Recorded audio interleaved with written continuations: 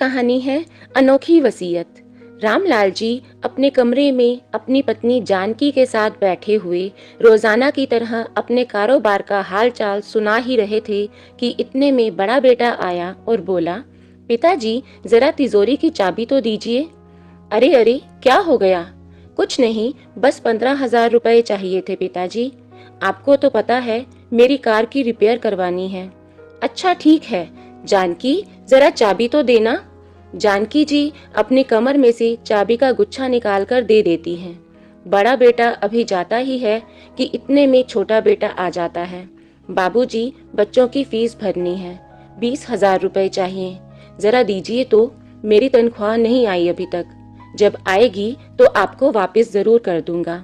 पिताजी सब जानते थे, सब समझते थे कि दोनों बेटे क्या कर रहे हैं, लेकिन फिर यही सोचकर चुप कर जाते कि क्या फर्क पड़ता है, हैं तो अपने ही बच्चे।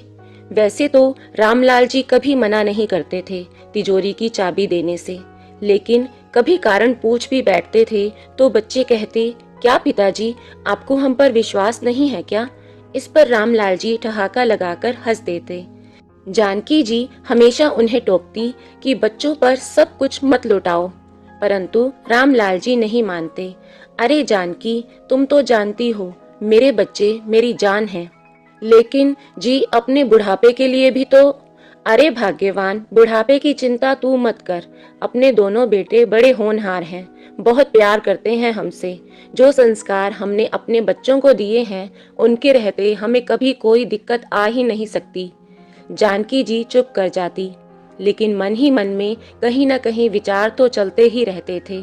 सोचती, आप भी कितने भोले हैं, आज के जमाने में अपने लिए कुछ न कुछ अवश्य बचाकर रखना चाहिए। बेटे तो अपने हैं, लेकिन बहुएं वो तो पराए घर से आई हैं, और वैसे आपसे ज्यादा मैं अपनी बहुओं को अच्छे से जानती हूँ। यह सब विचार करते हुए जानकी जी एकटक अपने पति को निहारे जा रही थी। इतने में रामलाल जी ने चुटकी बजाते हुए उनके विचारशीलता के क्रम को भंग कर दिया। जानकी जी अपने विचारों की दुनिया से बाहर आई। रामलाल जी बोले, अरे भाग्यवान, कहाँ गुम हो गई? मेरी चाय का समय हो गया है, आज मिलेगी या खुद ही बना लूं? रामलाल जी ने चुटकी लेते हुए कहा, अरे आप क्यों चाय बनाएंगे, मैं राजू को आवाज देती हूँ, वो बना देगा। दरअसल जानकी जी ने रसोई घर और घर के दूसरे कामों के लिए 16-17 साल का एक नौकर राजू रखा हुआ था, ताकि बहुओं पर काम का बोझ ना पड़े, और फिर इस उम्र में वे खुद भी तो ज्यादा काम नहीं कर सकती थी। जानकी जी बोली, और वैसे भी चाय बनानी आती भी है आपको जो खुद बनाएंगे? श्रीमती जी, मुझे चैलेंज मत कीजिए, बहुत बढ़िया चाय बनाता हूँ मैं, चलो आज तुम्हें चाय बनाकर पिलाता हूँ। कहते हुए रामलाल जी रसोई में जाकर चाय बनाने लगे तो इतने में राजू आ गया। अरे बाबूजी, मैं किस लिए हूँ, मैं चाय बनाता हूँ। अरे नहीं, आज की चाय मैं बनाऊंगा और तुम्हें भी पिलाऊंगा। कहते हुए रामलाल जी चूल्हा जलाने लगे, साथ में अपनी पत्नी के लिए गाना भी गाने लगे। बाहर दोनों बहुएं अपनी हंसी बहुत मुश्किल से रोक कर खड़ी थी। शाम को जानकी जी और रामलाल जी रोज की तरह सैर सपाटा करने के लिए बाहर निकले। जानकी जी अपने आप को बहुत भाग्यशाली महसूस कर रही थी कि उन्हें रामलाल जी जैसा सुलझा हुआ इंसान मिला। पर कहते हैं ना, कभी कभी अपने भाग्य को अपनी ही नजर लग जाती है। अभी थोड़ी ही दूर निकले थे कि देखा सामने से एक तेज गति की कार बेकाबू होकर उनकी तरफ ही आ रही थी। कुछ समझ पाते इससे पहले ही कार ने उन दोनों को टक्कर मारकर बुरी तरह से घायल कर दिया। जब होश आया तो जानकी जी ने स्वयं को हॉस्पिटल के बेड पर पाया। देखा तो एक नर्स उन्हें ड्रिप लगा रही थी। उन्होंने उठते ही रामलाल जी के बारे में पूछा तो नर्स ने बताया कि रामलाल जी आईसीयू में हैं।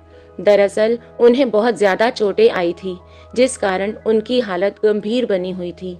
सुनते ही जानकी जी ड्रिप उतारकर एक तरफ फेंकती हैं। चोटें लगने के बावजूद उठकर खड़ी हो गई और चल पड़ी। आज दर्द में भी इतनी हिम्मत कहाँ थी जो उन्हें रोक पाता। नर्स और हॉस्पिटल के अन्य कर्मचारी उन्हें पीछे से आवाज लगा रहे थे और जानकी जी को जैसे कानों से सुनाई देना ही बंद हो गया था। सिर्फ और सिर्फ रामलाल जी की प्यार भरी बातें ही उनके कानों में गूंज रही थी। रामलाल जी को इतनी बुरी अवस्था में देखकर जानकी जी उन्हें देखती ही रह गई। कुछ देर पहले जो रामलाल जी उनके साथ हंसते बतियाते सैर पर निकले थे, वो हॉस्पिटल के बेड पर जख्मी हालत में बेसुध पड़े थे। जानकी जी खुद को संभाल ना सकी। उठिए ना, देखिए आपके सहारे तो मैं जिंदगी जी रही थी। आप ही तो मेरे दिल की भावनाओं को समझते हैं। अब आप ही इस तरह मुझसे रूठ जाओगे तो मेरा क्या होगा। कहते कहते जानकी जी जोर जोर से रोने लगी। उन्हें आईसीयू से बाहर ले जाया गया। आखिर उन्हें भी काफी कमजोरी आ गई थी। जानकी जी को हॉस्पिटल के बेड पर लिटा दिया गया और उन्हें आराम करने को कहा गया। रामलाल जी की चिंता ही जानकी जी को खाए जा रही थी। आंखें बंद किए जानकी जी अपने पति के साथ बिताए मीठे पलों को याद कर रही थी कि इतने में आवाज आई, बड़ी माँ। आंखें खोलकर देखा तो सामने उनका नौकर राजू खड़ा था। जानकी जी की ऐसी हालत देखकर उसकी आंखों में आंसू आ गए। बोला, खाना खा लीजिए बड़ी माँ। जानकी जी इधर उधर देखने लगी। आसपास और कोई नहीं था। राजू बोला, सब लोग घर चले गए थे तो मुझे लगा कि आप हॉस्पिटल में अकेली हैं, तो आपका हाल चाल जानने आ गया। आते आते थोड़ा खाना भी ले आया। उठिए बड़ी माँ, खाना खा लीजिए। बाबूजी भी जल्दी ही ठीक हो जाएंगे, आप चिंता मत कीजिए। राजू का स्नेह देखकर जानकी जी को कुछ हौसला हुआ। उन्हें लगा कि उनके साथ कोई तो खड़ा है इस दुख की घड़ी में। इतने में नर्स अंदर आई। बोली, जानकी जी, आपके पति को होश आ गया है। राजू उन्हें रामलाल जी के पास ले गया। रामलाल जी होश में तो थे, परंतु अपने हाथ पैर नहीं हिला पा रहे थे। यह देखकर जानकी जी दर्द और चिंता से भर गई, लेकिन अपने पति के सामने कमजोर नहीं पड़ना चाहती थी। इसलिए तुरंत अपनी पीड़ा अपनी आंखों में समेटकर रामलाल जी की ओर देखकर मुस्कुराई और बोली, भगवान का शुक्र है आप ठीक हैं। अब हम जल्दी ही अपने घर चलेंगे। तबीयत थोड़ी संभलने के बाद उन दोनों को हॉस्पिटल से छुट्टी मिल गई। वे दोनों घर तो आ गए, लेकिन रामलाल जी अब व्हील चेयर पर आ चुके थे। वह चलने फिरने में असमर्थ थे। घर पर आने के बाद तो जैसे जानकी जी और रामलाल जी की जिंदगी ही पलट गई। जो लोग कभी घर के मुखिया हुआ करते थे, इस घर की रौनक हुआ करते थे, वे दोनों अब उपेक्षा की नजरों से देखे जाने लगे। बच्चों को ही अपने माता पिता बोझ लगने लगे। रामलाल जी की दवा पानी सब जानकी जी ही करती थी। एक दिन राजू किसी काम से बाजार गया था, तो जानकी जी ने अपनी छोटी बहू से कहा, बेटा अपने बाबूजी के लिए कम नमक मिर्च का थोड़ा सा दलिया बना दो।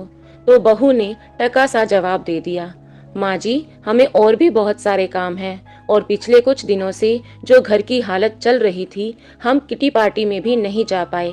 आप ये काम खुद ही कर लीजिए तो अच्छा होगा। कहते हुए बहू तैयार होकर किटी पार्टी में चली गई। कभी जानकी जी बेटों को दवा या फल लाने को कहती तो कोई न कोई बहाना बनाकर इनकार कर देते। बेटों का साथ देने बहुएं भी आ जाती। माँ जी कितना भी खर्च कर लो, अब बाबूजी तो ठीक होने वाले नहीं हैं, तो थोड़ा सोच समझकर बात किया करो खर्चे की। इन तीर भरी बातों से माँ का कलेजा छलनी हो जाता। मन ही मन वो भी जानती थी कि बेटों को यह सब सिखाने वाली बहुएं ही हैं। सोचने लगी कि यही बेटे छोटे छोटे खर्चों के लिए बाबूजी बाबूजी करते हुए आ जाते थे। अब बाबूजी लाचार हो गए हैं तो दूध में से मक्खी की तरह निकाल कर फेंक दिए गए हैं। बेटे बहू की जली कटी सुनकर जब जानकी जी कमरे में आई तो देखा रामलाल जी की आंखें आंसुओं से भरी हुई थी। रामलाल जी जानकी जी को देखकर बोले, मैंने अपने दोनों बेटों को अपने दोनों हाथ समझा था, लेकिन मुसीबत में यही दोनों बेटों ने हमारी परवरिश को ही नकार दिया। लेकिन जानकी तुम मेरी चिंता मत करो, मैं बिल्कुल ठीक हूँ। अरे तिजोरी की चाबी कहाँ गई? यहाँ तो रखी थी। इधर उधर देखते हुए जानकी जी बोली।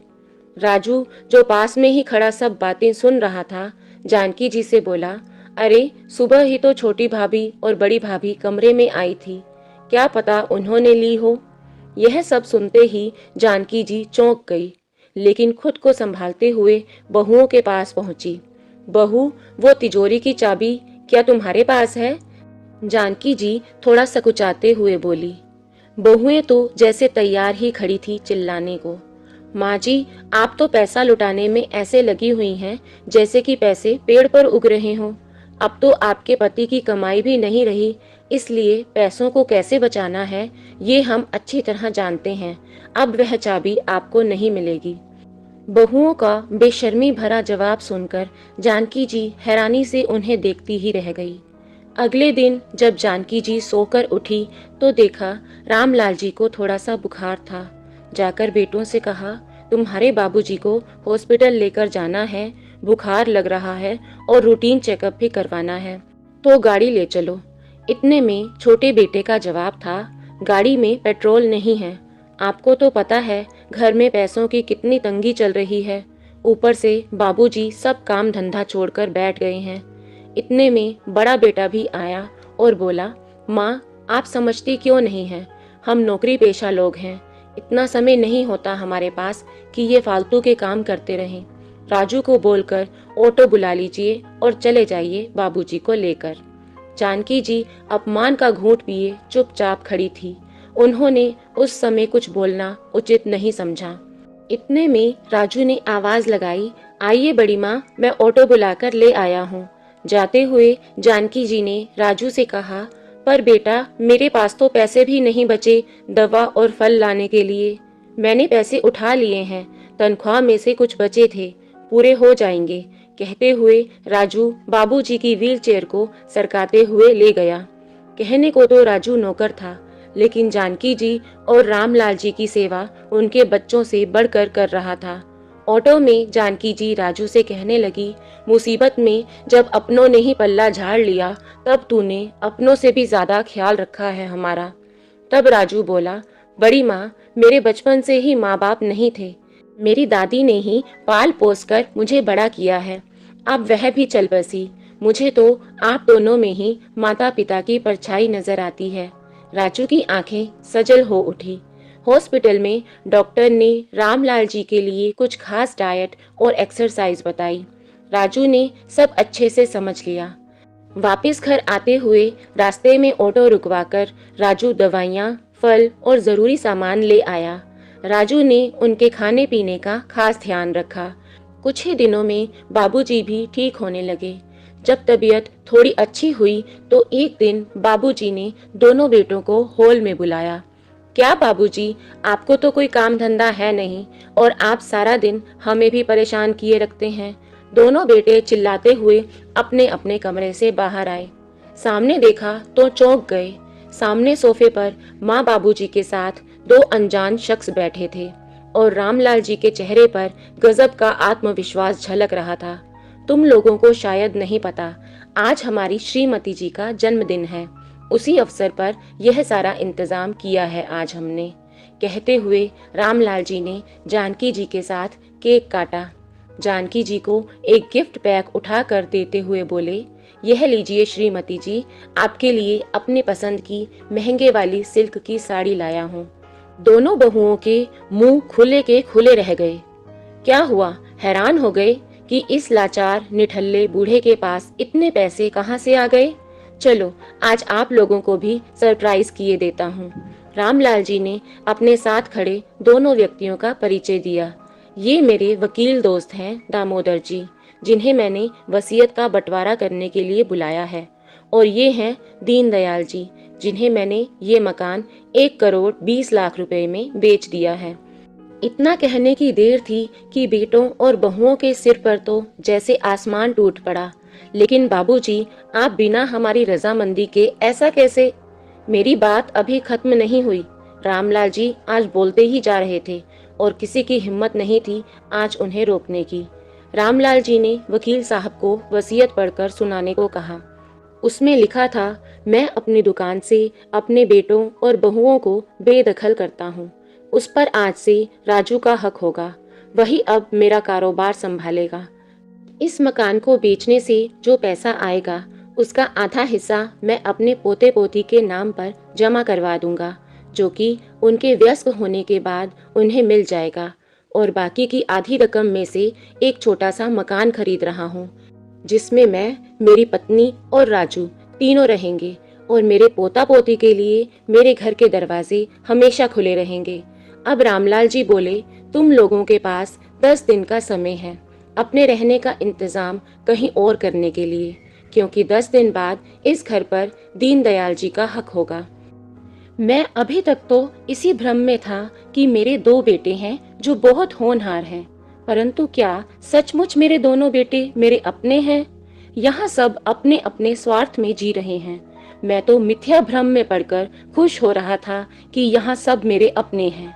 शुक्र है मालिक का, जो हमें ऐसा दुख दिखाया जिसके कारण मुझे दुनिया की असलियत साफ साफ दिखाई देने लगी है। मुसीबत के समय में भी तुम्हें सिर्फ और सिर्फ पैसा ही दिखाई दे रहा था। अरे मैं तो कब से इस दुनिया से कूच कर गया होता, अपने लाचार, बेकार, अपाहिज शरीर के साथ कब तक जीता। यह सब मेरी पत्नी और राजू की ही सेवा का फल है, जो आज मैं बिल्कुल तंदुरुस्त हूँ। असल में बेटे का फर्ज तो सिर्फ राजू ने ही निभाया है। पिताजी, वह नौकर है और उसे नौकर की जगह पर ही रखिए।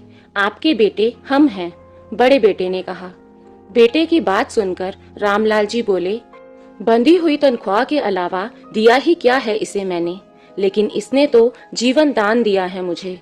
मेरे और मेरी पत्नी की बुढ़ापे की लाठी बना है ये। अब तो दोनों बेटे बहुएं माँ जी के चरणों में गिर पड़े और बोले, हमसे बहुत बड़ी गलती हो गई माँ जी, आप ही कुछ समझाइए बाबूजी को। हम लोग आपके ही तो बच्चे हैं, और फिर रिश्तेदार क्या बोलेंगे ये भी तो जरा सोचिए। बहुओं को माँ जी से कुछ उम्मीद थी, लेकिन जानकी जी उनकी उम्मीदों पर पानी फेरते हुए बोली, यह बात तब याद क्यों नहीं थी जब तुम लोगों के सामने लाचार होकर मैं तुम्हारे बाबूजी की जिंदगी की भीख मांग रही थी। और फिर रिश्तेदार जो कहेंगे सो कहेंगे, मुझे उनकी कोई चिंता नहीं है। तुम अपना सामान बांधने की तैयारी करो। माँ पिताजी की हिम्मत देखकर आज दोनों बेटे और बहू भौचक्के हो गए। शायद उन्हें अपने कानों पर यकीन नहीं हुआ। वो लोग बहुत गिड़गिड़ाए, लेकिन अंत में वही हुआ जो वसीयत में रामलाल जी ने लिखा था। बेटों और बहुओं को अपने किए की सजा और सबक दोनों मिल चुके थे। दोस्तों, आपको ये कहानी कैसी लगी?